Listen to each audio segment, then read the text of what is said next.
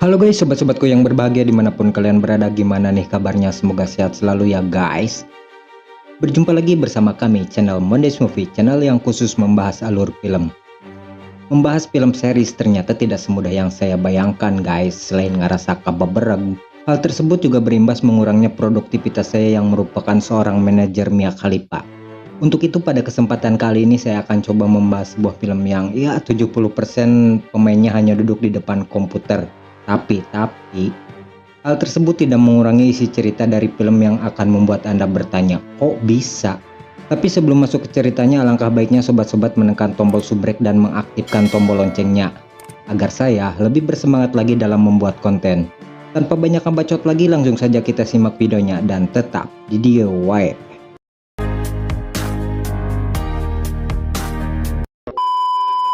Di awal film kita diperlihatkan oleh sebuah vlog tentang keluarga kecil yang terlihat bahagia dengan aktivitas yang sedang mereka lakukan. Mari kita berkenalan dengan keluarga itu. Ada sang ayah yang bernama David Kim, lalu ada sang ibu yang bernama Pamela Kim. Dan yang terakhir ada anak mereka yang bernama Margot Kim. Terlihat Margot sangat menyukai bermain piano. Tentu saja hal itu karena sang ibu yang tak lain adalah guru Margot sendiri. Setiap kali bermain piano bersama sang ibu, Margot merasa bahwa kasih sayang ibunya tercurah dengan sebuah nada yang dia mainkan. Di tengah kebahagiaan Margot yang terpancar saat bermain piano, ternyata keluarga tersebut menyimpan sebuah hal yang begitu memilukan tentang fakta bahwa sang ibu mengidap penyakit limfoma atau kanker kelenjar getah bening. Hal tersebut tentu saja seperti bom waktu untuk keluarga itu yang suatu saat akan meledak tanpa mereka duga. Dan ternyata apa yang ditakutkan akhirnya menjadi sebuah kenyataan yang pahit untuk mereka. Sang ibu harus meninggal karena penyakit yang sudah menggerogotinya.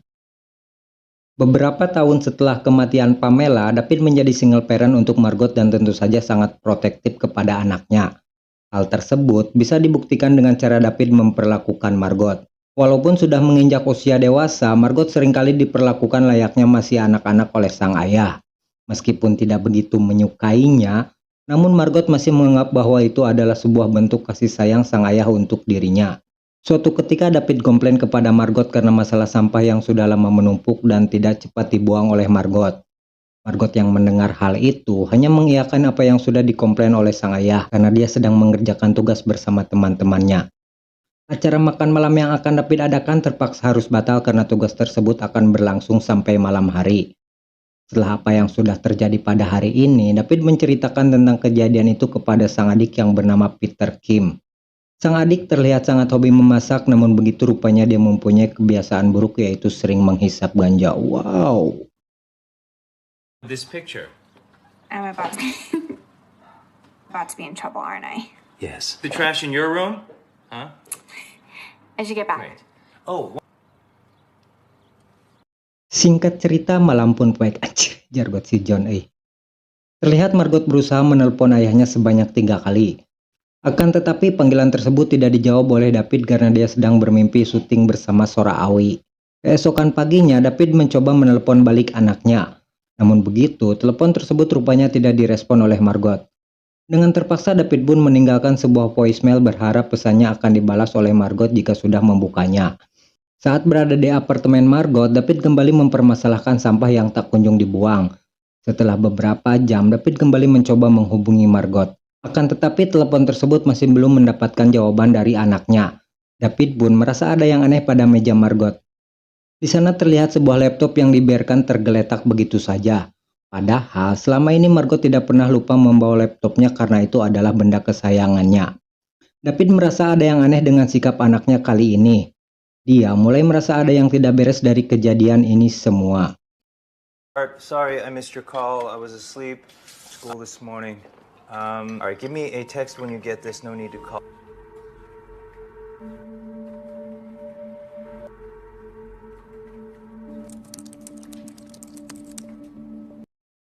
David masih berusaha tenang menghadapi ini semua. Kemudian dia kembali meninggalkan voicemail guna menanyakan apa yang sebenarnya telah terjadi.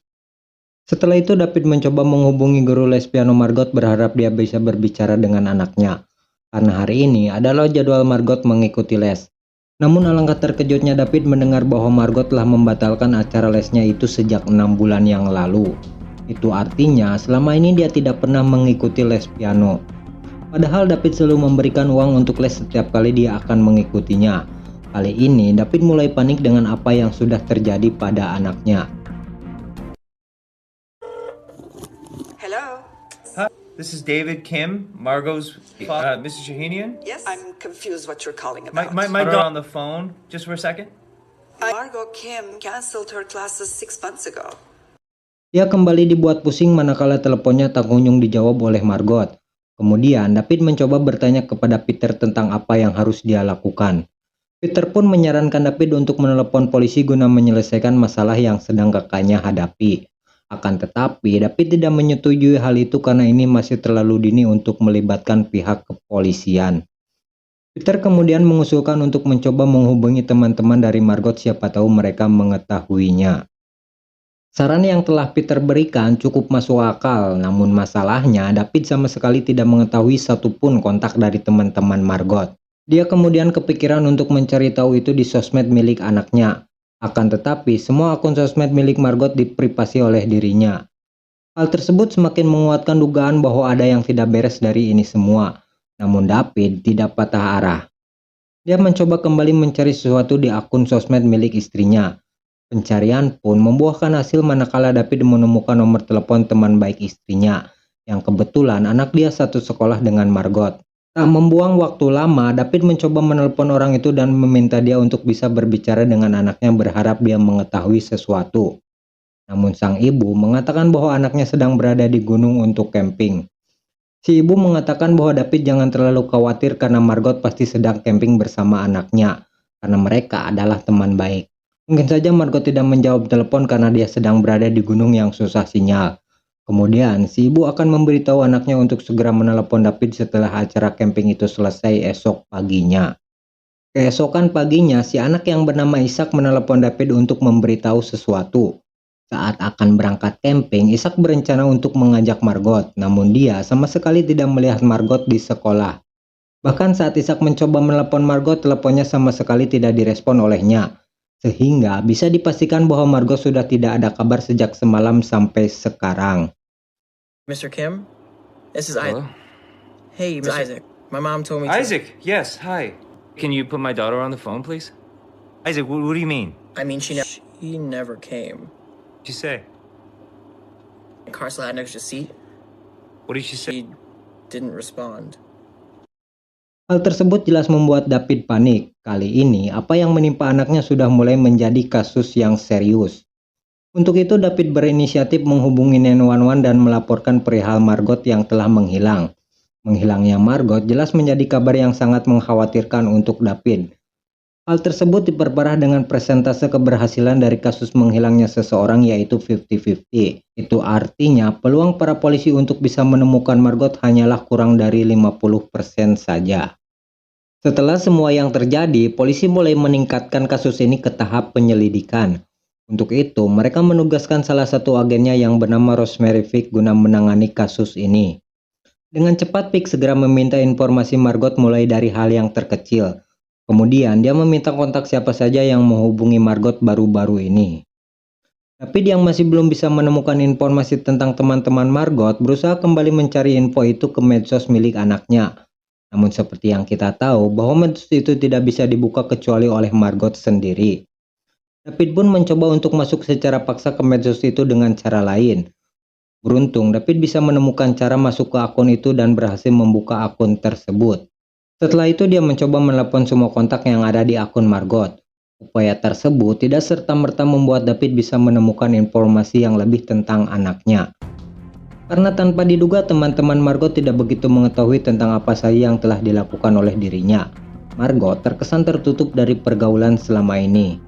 Padahal dia selalu bercerita kepada ayahnya bahwa dia sangat senang berbagi karena mempunyai banyak teman. Tersebut jelas sangat kontras dengan apa yang diketahui oleh David tentang anaknya selama ini. Some questions for me to help? Yeah, sure. Can't find Margot? No, I can't. Yeah, when was the last time you saw her? Thursday evening, she attended a study group for her biology. Tuesday. Her locker's near me. I'm in regular.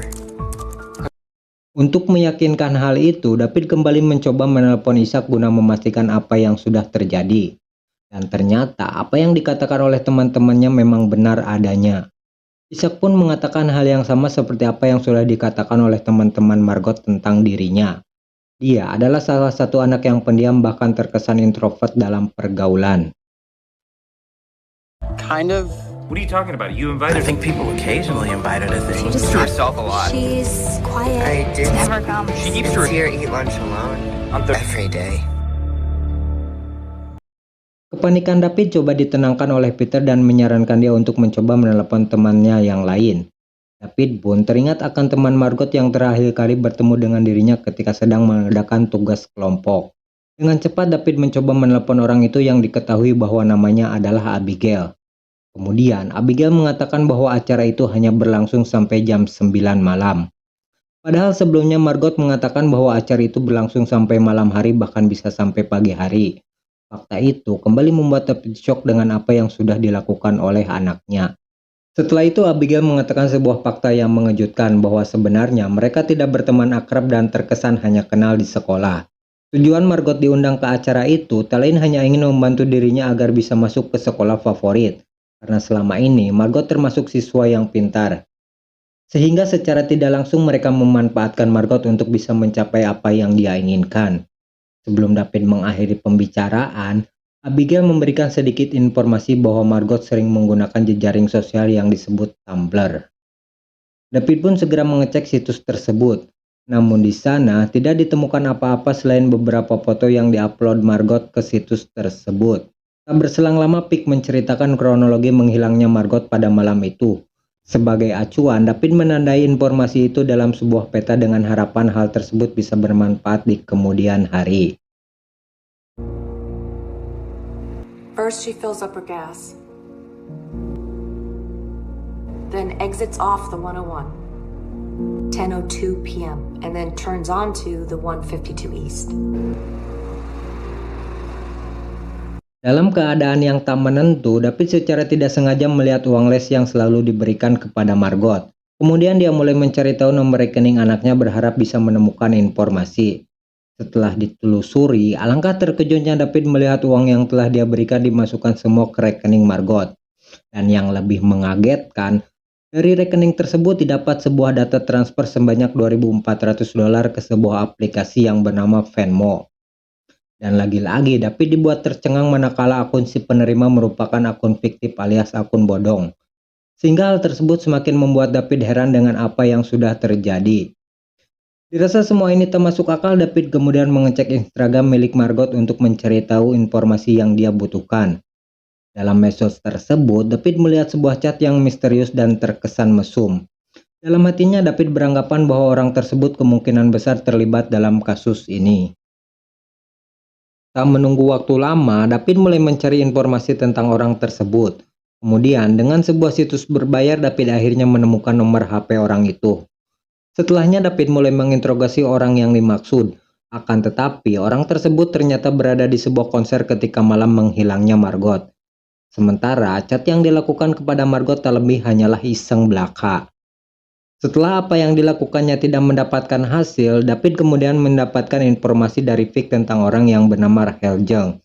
Dan kita akan dibuat terkejut manakala identitas itu adalah milik Margot sendiri dengan nama yang berbeda. Dan yang lebih mengejutkan, ternyata Margot menggunakan identitas itu untuk menarik kembali uang yang telah dia transfer. Indikasi itu mengarah ke sebuah pencucian uang dengan motif akan melarikan diri atau kabur. Tapi yang mengenal siapa anaknya jelas menyangkal pendapat yang telah Vic utarakan. Earlier, she was acting like a different person. It's Margot. He said Margot picked up an ID a few days ago. One of those contacts was a local forger. Same time, she withdrew all that money. She sent the money to herself? What was she... It's time to start considering the possibility that Margot ran away. Semakin kompleksnya kasus ini, hal itu tidak lantas membuat David menyerah untuk menemukan kebenaran tentang anaknya. Dia pun mencoba berbagai cara untuk bisa menemukan keberadaan sang anak. Salah satunya dengan sebuah situs yang sering Margot gunakan yang bernama YouCash. Situs tersebut merupakan sebuah situs live chat yang sering digunakan oleh anak muda pada waktu itu. Ketika mencoba masuk dan melakukan live chat pada situs tersebut, sebuah akun muncul kemudian keluar lagi. Akan tetapi, David tidak menghiraukan hal tersebut dan menganggap bahwa itu hanyalah olah orang iseng. Selanjutnya, David mencoba melihat siaran yang telah Margot unggah sebelumnya.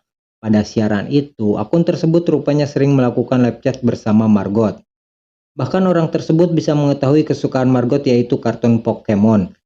Akun dengan nickname Fish and Chip itu diketahui bernama asli Hannah, seorang waitress.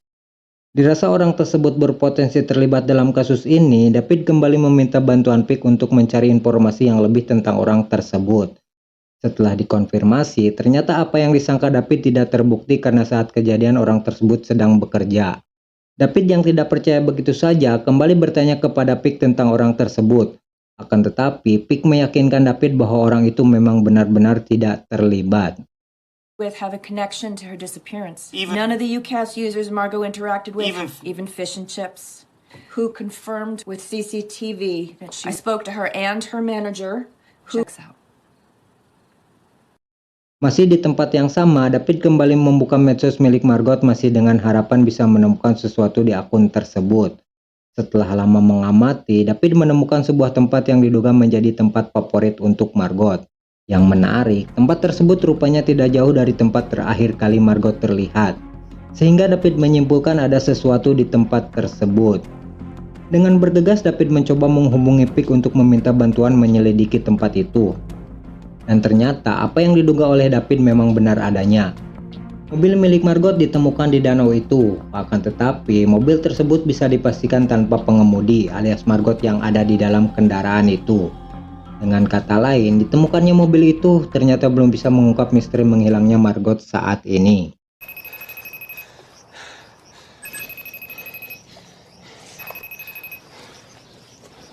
You told me she ran away, babe. Okay, I'm heading there right now.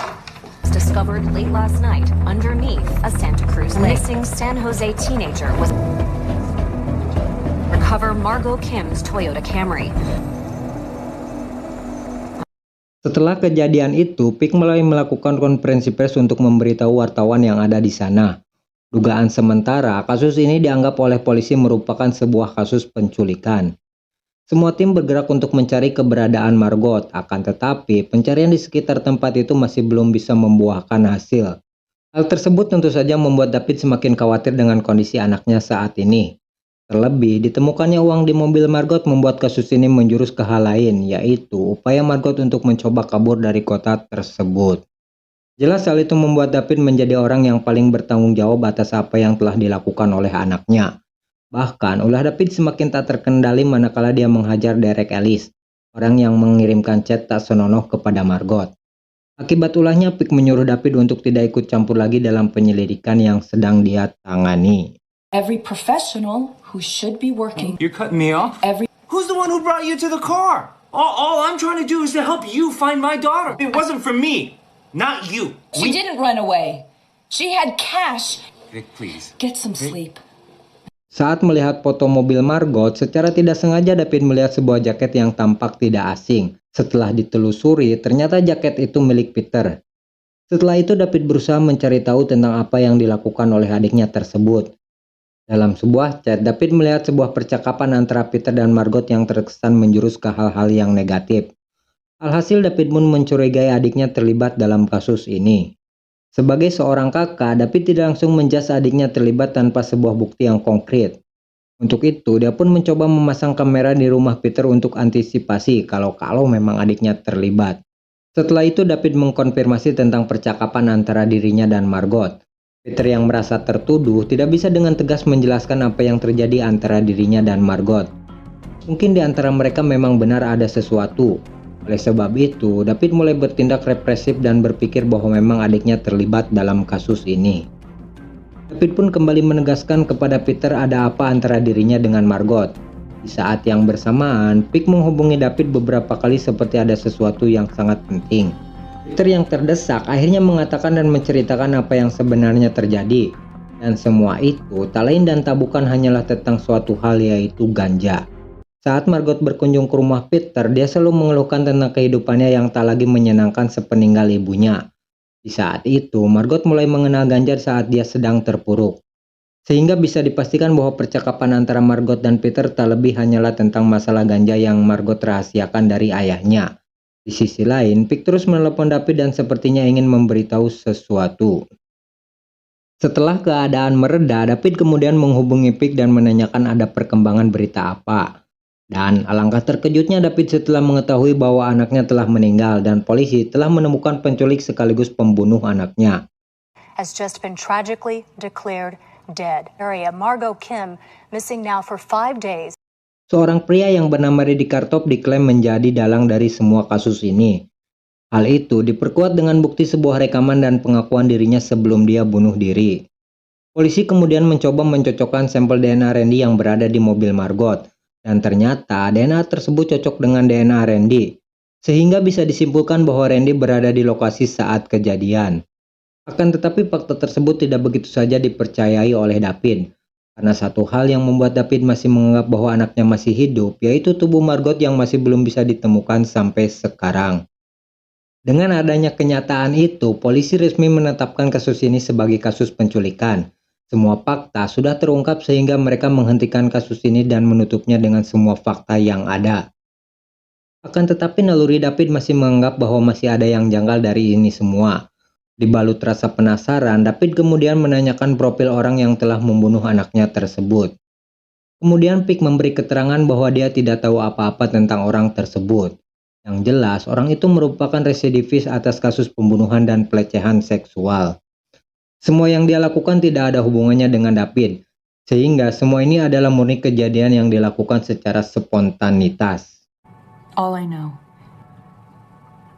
and all you need to know, is that this had nothing. Yes, it did. Dalam keadaan yang berkabung, David menerima sebuah pesan dari situs untuk mengenang orang yang telah meninggal. Mereka menawarkan kepada David untuk mengunggah foto dan video Margot yang akan di-share di blog mereka. Sebagai bentuk penghormatan, David pun mengupload semua foto dan video milik anaknya tersebut. Akan tetapi saat mengupload, David melihat sebuah foto yang tampak familiar. Kemudian dia kembali membuka situs Ucast milik Margot. Dan ternyata orang tersebut adalah orang yang selama ini sering melakukan chat bersama Margot dengan nickname Fish and Chip. Dengan bergegas, David pun mulai mencari profil orang tersebut. Melalui situs berbayar, David mendapatkan nomor telepon orang yang dimaksud. Diketahui bahwa orang tersebut bernama Hana sesuai profil yang ada di akun miliknya. Setelah itu David menanyakan kepada Hana perihal detektif Pick yang telah menghubunginya 4 hari yang lalu. Namun alangkah terkejutnya David mengetahui bahwa Hana tidak pernah ditelepon oleh seorang detektif. Dan dia sama sekali tidak mengenal siapa itu Pick. Kemudian David menanyakan perihal dirinya yang sering berkomunikasi dengan Margot di situs Ucast. Dan lagi-lagi David dibuat sangat shock ketika mendengar bahwa Hana sama sekali tidak mengetahui apa itu Ucast.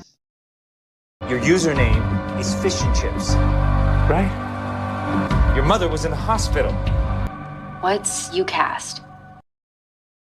Merasa ada yang aneh, David kemudian menghubungi kantor polisi tempat di mana Vic bekerja. Akan tetapi, semua orang yang ada di sana tidak mengetahui kemana Vic pergi. Saat sedang menelepon, David secara tidak sengaja mengetahui bahwa Pick mengajukan diri untuk menangani kasus ini. Yang padahal selama ini dia diyakinkan oleh Pick bahwa dia ditugaskan untuk menangani semua ini. Detective Rosemary Vick, can you connect me? No. What is this regarding? I'm sorry, sir, that's not possible. From the moment she volunteered to leave, I have never seen someone so invested. Did you say volunteered? No, I was led to believe that she... Sorry? She was assigned to the case, right? She was assigned. No, she definitely volunteered. David jelas dibuat bingung dengan pernyataan dari polisi. Siapa sebenarnya Rosemary Vick? Tanpa menunggu waktu lama, David kemudian mencari informasi tentang Vick, mulai dari alamat, profil, rekam jejak, dan yang lain-lainnya. Namun alangkah terkejutnya David mengetahui bahwa Vick mengenal Randy. Padahal selama ini dia mengatakan bahwa dia sama sekali tidak mengetahui siapa itu Randy. Mr. Kim?